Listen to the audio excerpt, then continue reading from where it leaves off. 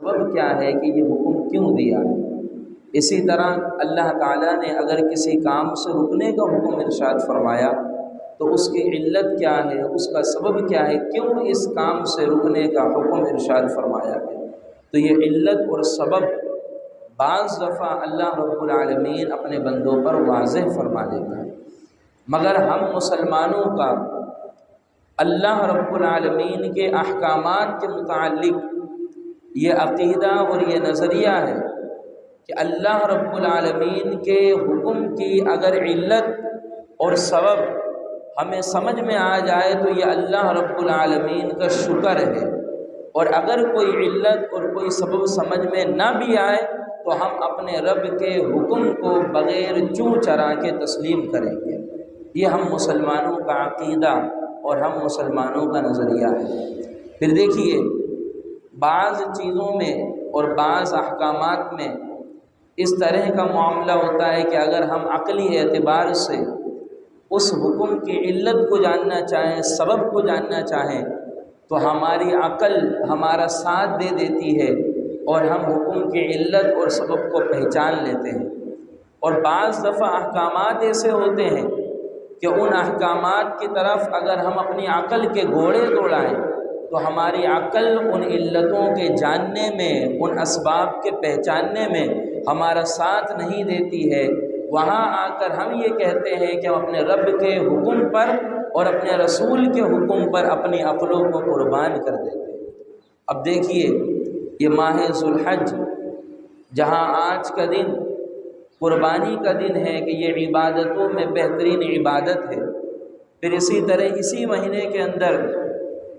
حج بھی کیا جاتا ہے، وہ بھی عبادتوں میں بہترین عبادت ہے۔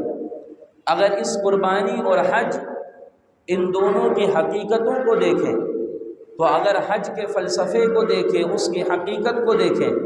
تو جب بندہ حج کرنے کے لیے مکہ مکرمہ میں داخل ہوتا ہے تو اب اس حج کی حقیقت کیا ہے؟ حکم ہوتا ہے کہ تم اب عالی شان کپڑے نہیں پہنو گے، یہاں تک کہ حکم ہوتا ہے کہ تم اب سلے ہوئے کپڑے بھی نہیں پہنو گے، بلکہ بغیر سلی ہوئی چادریں جس کو ہم احرام کہتے ہیں اب وہ ہمارے بدن پر آ جائے گی۔ اور پھر حکم ہوتا ہے کہ ایک کالے کلر کی عمارت ہے، سیاہ کلر کی عمارت ہے، سیاہ رنگ کی عمارت ہے، اب تم اس کے گرد چکر لگاتے رہو گے اور لبیک اللہم لبیک کی صدا لگاتے رہو گے۔ اب پھر حکم ہوتا ہے کہ وہاں سے فارغ ہو کر پھر تم میدان عرفات میں جاؤ گے اور وہاں میدان عرفات میں نماز ظہر اور نماز عصر کو ایک ہی وقت میں ادا کرو گے۔ پھر حکم ہوتا ہے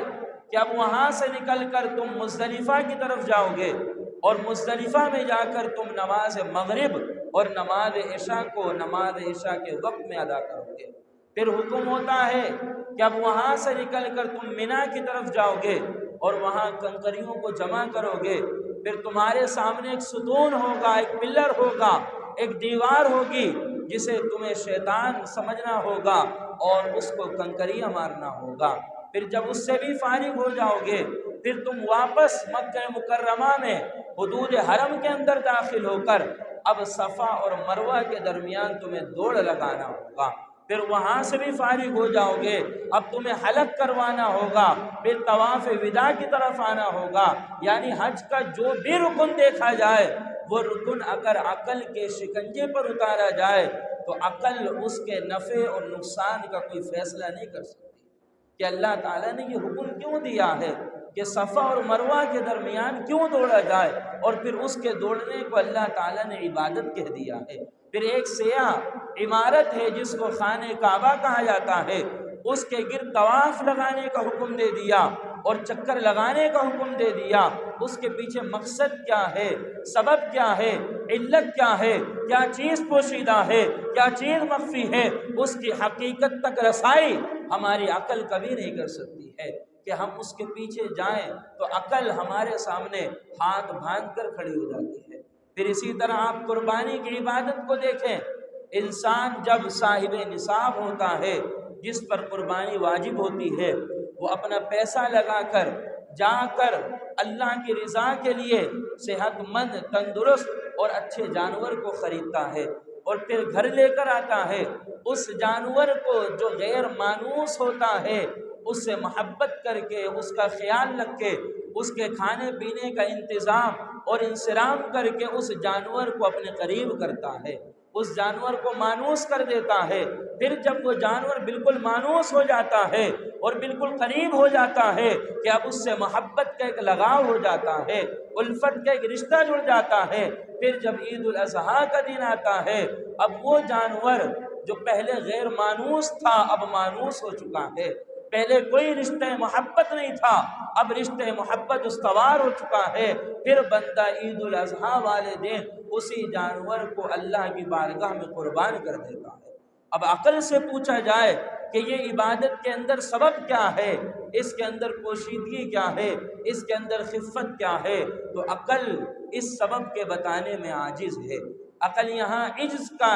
اظہار کر دیتی ہے اور اپنے لا علمی کا اظہار کر دیتی ہے۔ تو پتہ یہ چلا کہ حج کی حقیقت اور قربانی کی حقیقت ایک ایسی حقیقت ہے جس کو ہم کبھی بھی عقل کے پیرائے میں پرکھ نہیں سکتے ہیں۔ اگر حج کی حقیقت ہمیں سمجھنا ہوگا یا قربانی کی حقیقت کو سمجھنا ہوگا تو ہمیں عقل کی وادیوں سے نکل کر ہمیں پھر عشق کی وادیوں میں قدم رکھنا ہوگا، اور ہم وہاں آ کر پھر یہ کہیں گے کہ ساری علتیں اور ساری اسباب یہ عقل کی کیفیات کا نام ہے، اور ہم جو حج کرتے ہیں اور جو قربانی کرتے ہیں ہم عقل سے پوچھ کر نہیں، ہم اس لیے کرتے ہیں کہ جس سے ہم نے رشتہ محبت جوڑا ہوا ہے، جس کے ہم بندے ہیں، جو ہمارا خالق ہے، جو ہمارا آقا ہے، جو ہمارا مالک ہے، جس نے ہمیں پیدا کیا ہے، جس نے تمام کائنات کو پیدا کیا ہے، ہم اس سے محبت کرتے ہیں، ہم اس سے عشق کرتے ہیں، اس کا حکم ہے کہ ہم یوں کریں، تو اس کے حکم کی عدولی سے بچنے کے لیے اور اس کے حکم کی تعمیل میں ہم یہ عمل کر رہے ہیں۔ لہذا اس لیے اب فلسفہ حج میں ہو یا فلسفہ قربانی میں ہو، کوئی عقلی بات کرے یا عقل کو سامنے لائے اور عقلی طور پر اعتراض کرے تو یہ وہ عبادت ہے کہ اس عبادت کی حقیقت کو عقل کے پرکشے پر کبھی اتارا نہیں جا سکتا ہے، عقل کے شکنجے میں کبھی اس کی حقیقت نہیں آ سکتی۔ لہذا جتنے اعتراضات فلسفہ حج میں اور حقیقت حج میں عقلی ہوں اور قربانی کے باب میں جتنے اعتراضات عقلی ہو، ہر ان اعتراضات کو ہمیں اپنے پیر کی جوتی پر رکھنا ہوگا، پھر جا کر ہم ان عبادات کی حقیقت تک رسائی کریں گے، پھر جا کر ہمیں ان عبادات کے اندر جو لذت اللہ تعالیٰ نے رکھی ہوئی ہے ان لذت کو ہم حاصل کر سکیں گے۔ اگر اپنی عقلوں کو سامنے لائیں گے تو کبھی بھی لذت نہیں مل سکتی ہے، کبھی بھی ان کی حقیقتوں کا تک ہم رسائی نہیں کر سکتے ہیں۔ اب جیسے موجودہ دور کے اندر ہمیں اور آپ کو معلوم ہے کہ مہنگائی کا ایک طوفان بپا ہے، ہر شخص کسی نہ کسی اعتبار سے مجبور ہے، پریشان ہے، تو بعض جگہوں سے یہ آوازیں بھی بہت زیادہ سننے کو مل رہی ہیں کہ یہ قربانی کے دنوں کے اندر پورے معاشرے کے لوگ اور پورے علاقے کے لوگ لاکھوں لاکھوں روپے کے جانور لے کر آ رہے ہیں، حالانکہ بہت سے بیوائیں اپنے گھروں کے اندر لقموں کی محتاج ہیں، بہت سے یتیم بچے اپنے جسم پر لباس کے محتاج ہیں۔ لہذا چاہیے یہ کہ جانور کی قربانی کرنے کی بجائے اس مہنگائی کے دور میں کسی یتیم کی مدد کر دیا جائے، کسی بیوہ کی مدد کر دیا جائے، کسی بے سہارے کا سہارا بن جایا جائے، کوئی فاقے سے اگر زندگی گزار رہا ہو تو اس کے فاقے کو ختم کر دیا جائے۔ پھر اسی طرح بعض نام نہاد مفتیان اور نام نہاد عالم دین نے یہاں تک بات کر دیا کہ اگر کوئی بندے پر حج واجب ہے تو اس مہنگائی کے دور میں حج کی جو رقم ہے اور جو اس پر مصرف خرچ ہوگا وہ پیسہ بچا کر غریبوں کے ساتھ تعاون کیا جائے، مساکین کے ساتھ تعاون کیا جائے۔ تو اب دیکھیے یہ بظاہر باتیں عقلی ہیں کہ عقلی اعتبار سے عقل کے کسی دائرے پر جا کر، کسی نقطے پر جا کر ممکنہ صورت ہے کہ ہمیں یہ بات صحیح لگنا شروع ہو جائے، ممکنہ صورت ہے ہم یہ بات ہمارے دلوں تک رسائی حاصل کر جائے، مگر آپ واضح طور پر اس بات کو سماعت کر لیجئے کہ اگر یہ بات کہا جائے کہ قربانی کو چھوڑ کر غریبوں کے ساتھ صدقہ کرو تو ہم قربانی اس لیے کرتے ہیں کہ ہمارے رب نے کہا ہے فَصَلِّ لِرَبِّكَ وَانْحَرْ، کہ اپنے رب کے لیے نماز ادا کرو اور اپنے رب کے لیے قربانی ادا کرو۔ اس رب کے حکم کی تعمیل پر ہمیں قربانی کرنی ہوگی، اور کائنات کا جتنا خزانہ ہے اگر سارا خزانہ آپ صدقہ کر دیں تو کائنات کا پورا خزانہ مل کر بھی قربانی کے برابر جس پر قربانی واجب ہے اس کو اجر و ثواب کبھی بھی عطا نہیں کر سکتا۔ پھر اسی طرح حج، جن پر اللہ اور اس کے رسول نے فرض کیا ہے، تو فرض کے اندر کمی کرنا یا فرض کے اندر زیادتی کرنا، اللہ تعالیٰ نے ہمیں یہ اختیار نہیں دیا ہے کہ ہم کسی کے فرض کو ساقط کر دیں، یا جس پر جو چیز فرض نہ ہو اس پر وہ چیز فرض کر دیں۔ ہم اس میں مجبور محض ہے، ہم اپنی عقل کے گھوڑے نہیں دوڑائیں گے، بلکہ اللہ اور اس کے رسول کے حکم کی تعمیل پر ہم اپنی عقلوں کو صاحب گنبد خضرا کے دربار میں جا کے قربان کر دیں گے۔ لہذا اس لیے عقل، حج کے باب میں بھی اگر کوئی بندہ اپنی عقل کو سامنے لا کر یہ بات کرے اور یہ بات سمجھانا چاہے کہ یہاں معاملہ یوں ہے، یہاں معاملہ یوں ہے، اس رقم کو بچا کر غریبوں کے ساتھ تعاون کیا جائے، تو ہم جواباً کہیں گے کہ اللہ نے ہم پر حج کو جب فرض کیا ہے تو اس فرض کو ساقط کرنے کا اللہ رب العالمین نے کسی فرد کو اختیار نہیں دیا۔ لہذا اس لیے ہم اپنے رب کے حکم کی تعمیل کریں گے، ہم اپنی عقل کی طرف نہیں جائیں گے۔ ہماری عقل لاکھوں باتیں کرے، ہماری عقل ہزاروں باتیں کرے، مگر عقل کی طرف نہیں جانا، ہمیں عشق کی طرف جانا ہے۔ اور عشق کا معاملہ یہ ہوتا ہے کہ عقل نفع اور نقصان کا سودا کرتی ہے۔ عقل بتاتی ہے کہ اس سے یہ فائدہ ہوگا، اس سے یہ نقصان ہوگا۔ عقل مادی پہلوؤں کو سامنے رکھتی ہے، اور مادی پہلوؤں کو سامنے رکھنے کے بعد پھر کوئی فیصلہ کرتی ہے، جبکہ عشق کا معاملہ اس سے مختلف ہوتا ہے۔ جب عشق کا باب کھلتا ہے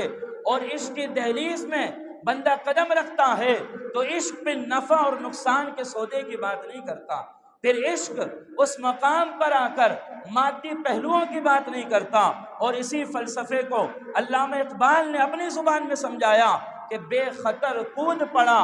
آتش نمرود میں عشق، عقل ہے محو تماشائے لب بام بھی، کہ حضرت ابراہیم کو جب حکم دیا تھا کہ آگے نمرود میں کود جاؤ، اور منجنیق کے ذریعے جب نار نمرود میں کودوایا گیا تو علامہ نے کہا تھا کہ بے خطر کود پڑا آتش نمرود میں عشق۔ علامہ نے یہ نہیں کہا کہ بے خطر کود پڑی آتش نمرود میں عقل، کہ عقل کبھی بھی آگ میں نہیں کودے گی۔ عقل تو فیصلہ کرنے بیٹھ جائے گی کہ اگر آگ میں کود جاؤ گے تو تمہارا جسم جل جائے گا، آگ میں کود جاؤ گے تو تمہیں حرارت نصیب ہو جائے گی، آگ میں کود جاؤ گے تو تم جل کر بھسم ہو جاؤ گے، آگ میں کود جاؤ گے تو تمہاری دنیا ختم ہو جائے گی، تم فنا ہو جاؤ گے۔ اس لیے علامہ نے عقل کی بات نہیں کری، علامہ نے عشق کی بات کری۔ یہ نہیں کہا کہ بے خطر کود پڑی آتش نمرود میں عقل، کہ عقل کبھی بھی آتش نمرود میں کودنے کی ہمت ہی نہیں رکھتی ہے، وہ تو مادی پہلوؤں کو سامنے رکھتی ہے، وہ تو نفع اور نقصان کو سامنے رکھتی ہے۔ علامہ نے کہا کہ عقل سے آگے ایک منزل آتی ہے جس منزل کو راہ عشق کہا جاتا ہے، کہ بے خطر کود پڑا آتش نمرود میں عشق، کہ حضرت ابراہیم کے دل کے اندر جو عشق خدا کا جلوہ فروزہ تھا، اس عشق خدا کے جلوے نے حضرت ابراہیم کو آگ میں کودوا دیا۔ اور پھر کہا عقل ہے محو تماشائے لب بام ابھی، کہ عقل تو ابھی اپنے لب پر انگلی رکھ کر سوچ رہی ہے کہ میں کروں تو کیا کروں، مگر عشق نے کہا کہ نہ نفع کو دیکھو، نہ نقصان کو دیکھو، نہ کسی مادی پہلو کو دیکھو، نہ کسی مادی اسباب کو دیکھو، نہ کسی مادی علت کو دیکھو، بس اس رب کا حکم ہے۔ اب اس رب کے حکم کے سامنے کوئی نفع نقصان نہیں ہوگا۔ اب بے خطر آگے نمرود میں کود جاؤ۔ جب بندہ نفع و نقصان کو چھوڑ کر فقط رب کی محبت کو دیکھتا ہے، فقط رب کے عشق کو دیکھتا ہے، فقط رب کے وصال کو دیکھتا ہے، فقط رب کی قربت کو دیکھتا ہے، فقط رب کے حضور حاضری کو دیکھتا ہے، اور وہ بندہ اگر آگ میں بھی کود جائے اللہ رب العالمین اس آگ کو بھی گل گلزار بنا دیتا ہے۔ اس آگ کو بھی ٹھنڈک نصیب کر دیتا ہے۔ تو ہمارا اور آپ کا معاملہ بھی عبادت خداوندی میں یہی ہونا چاہیے کہ ہمیں اپنی عقل کو عبادت خداوندی کے سامنے نہیں لانا، ہمیں عقل سے ہٹ کر ایک دہلیز اور آگے بڑھنا ہے، جو دہلیز راہ عشق کی ہوگی۔ اس دہلیز میں آ کر یہ نہیں دیکھا جاتا کہ یہ حکم کیوں دیا ہے، یہ حکم کیوں نہیں دیا ہے۔ اس دہلیز پر آ کر یہ سوال نہیں ہوتا کہ اگر کروں گا تو فائدہ کیا ہوگا، نہ کروں گا تو نقصان کیا ہوگا۔ اس دہلیز پر آ کر مادی اسباب اور ذرائع اور پہلوؤں کو نہیں دیکھا جاتا، اس دہلیز پر آ کر صرف اتنا دیکھا جاتا ہے کہ حکم دینے والا وہ ہے جو میرا خالق ہے، میرا مالک ہے، اور سب سے بڑھ کر کائنات کے اندر مجھ سے محبت کرنے والا ہے۔ بس وہاں یہ دیکھا جاتا ہے۔ تو یہ فلسفہ حج کی حقیقت بھی یہی ہے، اور فلسفہ قربانی کی حقیقت بھی یہی ہے کہ یہاں عقل کے پرچے نہیں دوڑائے جاتے، یا عقل کے گھوڑے نہیں دوڑائے جاتے۔ جتنے اعتراضات عقلی طور پر ہوتے ہیں، ہم اس کا فقط اتنا بھی جواب دے تو کافی ہے کہ ہم یہ سارے معاملات اپنی عقل کی بنیاد پر نہیں کر رہے، ہم یہ سارے معاملات اپنے رب کے حکم کی تعمیل میں کر رہے ہیں۔ بس اتنا ہی کافی ہے۔ لہذا اس لیے جتنے اعتراضات تغیر زمانے کے ساتھ ہماری نگاہوں کے سامنے آ رہے ہیں، بس آپ اس فلسفے کو اور اس حقیقت کو سامنے رکھیں گے تو انشاءاللہ کوئی بھی اعتراض اور کوئی بھی شبہ وہ ہمارے ایمان پر کبھی ضرب نہیں لگا سکتا ہے، کبھی ہمارے ایمان پر حملہ نہیں کر سکتا ہے۔ بس اب آخری کے اندر آپ طریقہ سماعت فرما لیجئے۔ سب سے پہلے تو نیت ہے، اور نیت فقہاء اعظام نے فرمایا کہ عقد القلب علی الفعل، کہ آپ نماز پڑھنے کے ارادے سے آ گئے، لہذا یہی آپ کی نیت ہو گئی۔ کوئی بندہ زبان سے کرے تو پسندیدہ ہے، زبان سے کرنا چاہے تو 2 رکعت نماز عید الاضحیٰ 6 زائد تکبیرات کے ساتھ واسطے اللہ تعالیٰ کے پیچھے اس امام کے، یہ اس طرح نیت ہو جائے گی۔ پھر معمول کے مطابق نماز ہوتی ہے، مگر زائد تکبیرات کا معاملہ ہوتا ہے۔ تو پہلی رکعت کے اندر شروع میں 4 مرتبہ آپ تک اللہ اکبر کی آواز آئے گی۔ پہلی مرتبہ جب اللہ اکبر کی آواز آئے گی، آپ ہاتھ باندھیں گے اور ثنا پڑھیں گے۔ دوسری اور تیسری مرتبہ جب اللہ اکبر کی آواز آئے گی، آپ ہاتھ کو چھوڑ دیں گے، اور چوتھی مرتبہ جب اللہ اکبر کی آواز آئے گی، آپ ہاتھ کو باندھ لیں گے۔ پھر اس کے بعد قرات ہوگی، معمول کے مطابق نماز ہوگی۔ دوسری رکعت میں جب کھڑے ہوں گے تو پہلے قرات ہوگی، پھر 4 مرتبہ اللہ اکبر کی آواز سنیں گے۔ شروع کے 3 مرتبہ پر کانوں تک ہاتھ اٹھا کر ہاتھ چھوڑ دیں گے، اور چوتھی مرتبہ جب اللہ اکبر کہا جائے گا تو رکوع کے اندر چلے جائیں گے۔ پھر حسب معمول ہماری پوری نماز ہو جائے گی۔ تو وقت بالکل ہو چکا ہے، تو آپ احباب کھڑے ہو کر اپنی صفوں کو درست فرما لیجیے۔ اور اوپر بھی نماز کا اہتمام ہے، جگہ کو صاف کر دیا گیا ہے، تو جو احباب پیچھے کھڑے ہیں وہ اوپر تشریف لے کر چلے جائیں تاکہ صحیح طور پر نماز ادا